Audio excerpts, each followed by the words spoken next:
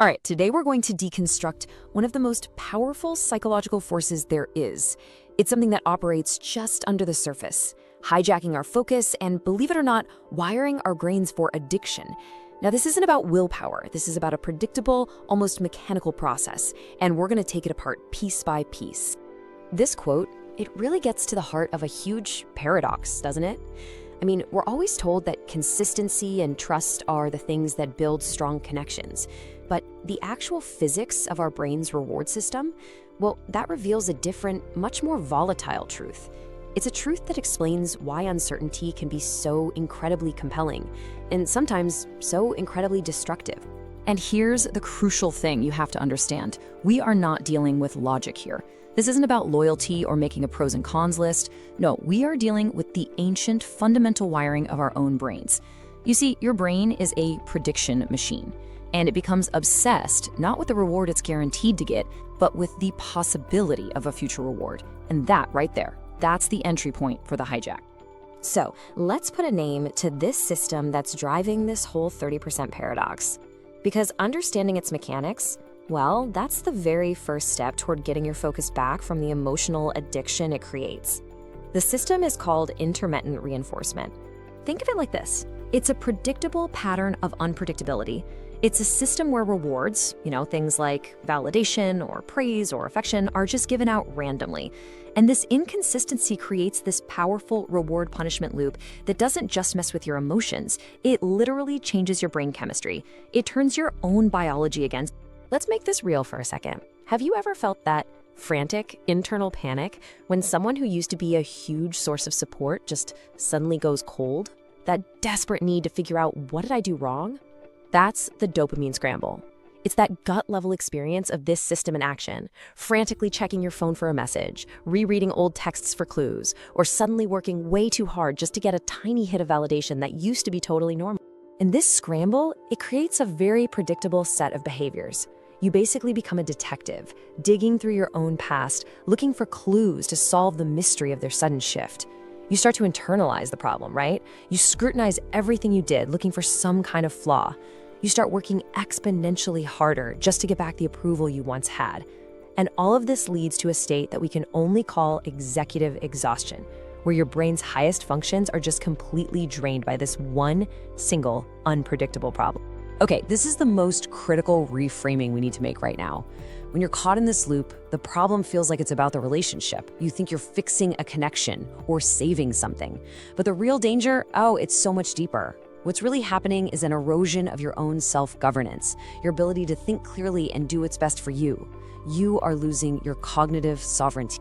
Okay, now for the strategic analysis, because to escape a trap, you have to understand exactly how it's built.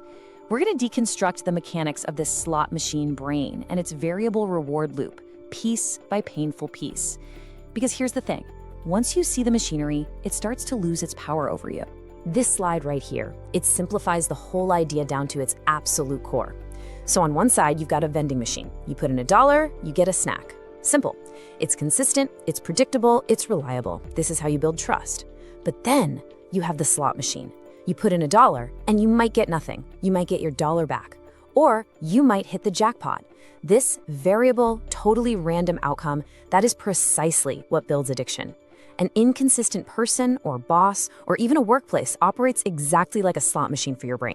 Now, this whole thing isn't just chaos. It follows 4 very distinct, escalating stages that create this self-reinforcing loop.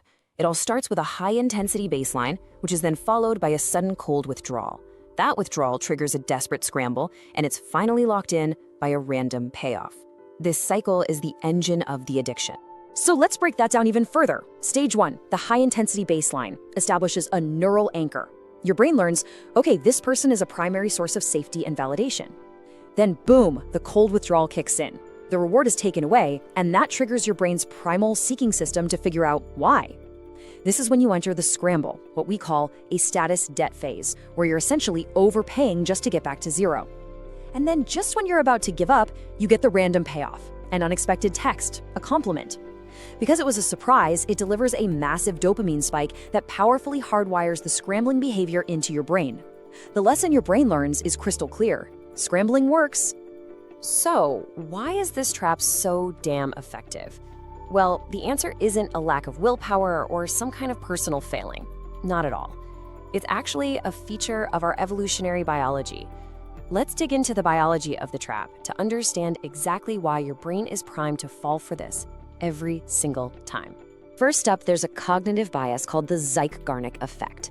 See, our brains are wired to remember and obsess over incomplete tasks way more than completed ones. An inconsistent person, they create an unfinished pattern. They become a live, walking puzzle that your brain feels a biological compulsion to solve. And you mistake this intense biochemical arousal and mental obsession for chemistry or deep connection. Next, we've got to look at the brain's actual hardware. Intermittent reinforcement directly targets the basal ganglia, which is the part of your brain responsible for forming habits and addictions. When you're in this loop, the person isn't just a person anymore. The interaction with them, that cycle of checking, scrambling, and then getting a reward, it becomes a deeply ingrained habit, just as powerful as any substance. The system literally weaponizes your brain's own habit-forming machinery. And finally, there's loss aversion. Our brains are wired so that the pain of losing something feels about twice as powerful as the pleasure of gaining it, so that high-intensity baseline from stage 1, that becomes the prize you're terrified of losing. And so you just keep pulling the lever, not even for the big jackpot anymore, but just to avoid the pain of losing that good version of them that you remember. Okay, we've deconstructed the trap, we've looked at the biology, now we pivot to the solution. This section is the playbook. It's how you reclaim your cognitive sovereignty. And it requires a fundamental mindset shift, from being a gambler just hoping for a random win to becoming an auditor, coolly analyzing the entire system. Let's get into it. So, this is the central question, right? If the game is literally designed to keep you playing, how in the world do you find the exit? Well, the answer isn't to play harder or to try and play smarter. The answer is to change your role in the game entirely. Here are the 4 key maneuvers you need to neutralize the system.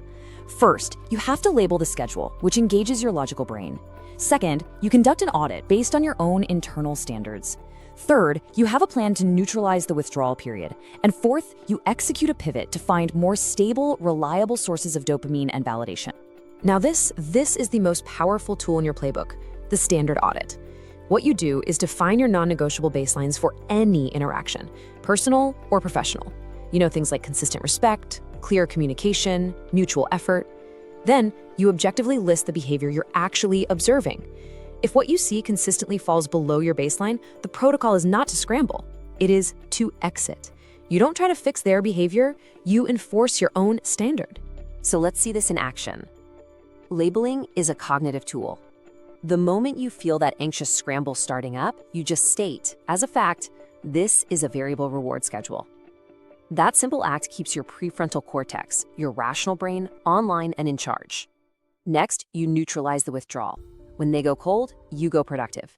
You have to have a pre-planned activity, work on a personal project, go to the gym, call a friend you trust. You refuse to spend even 1 unit of your mental energy on their silence. And finally, you pivot.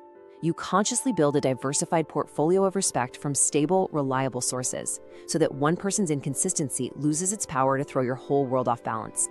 And all of this brings us to the final maneuver, the core insight that makes this entire system collapse. It's all about understanding where the true power lies in these situations, and more importantly, how you can take it back. Remember this, in any dynamic, the person who controls the reward schedule controls the focus. By setting your own standards and auditing behavior against them, you are seizing control of that schedule. You become the one who decides where your priceless focus gets allocated. And that right there is the ultimate takeaway. You cannot outsmart a slot machine. You can't reason with it. You can't hope it's going to be fair eventually. The machine is designed for one purpose, to keep you pulling that lever. Awareness is what lets you see the game for what it really is. And the only winning move is to simply walk away from the machine and invest your energy, your focus, and your sovereignty somewhere else entirely.